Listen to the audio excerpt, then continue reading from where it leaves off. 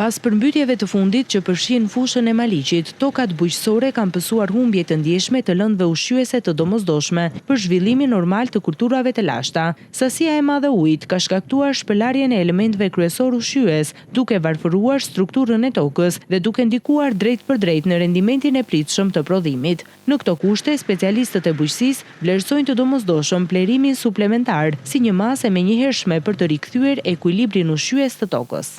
Këto rreshtet bollshme që ka rënë krahas lagështisë tepërt kanë sjellë edhe probleme në largimin e lëndëve ushqyese, sidomos lëndëve azotike nga toka. Kështu që unë rekomandoj për fermerët që të shikojnë kushtet e përshtatshme, që të jetë temperatura mesatare midis ditës dhe natës mbi 8 gradë dhe mos ketë ngrica gjatë natës, të bëjnë plerime plotësues sidomos me nitrat, me dozë 8 deri në 10 kg për dylym. Bima është e stresuar në një farë mënyre nga atë prica gjithsej lagështie që ka rënë këto kohë të fundit dhe të jetë më përgatitur për periudhën e dimrit.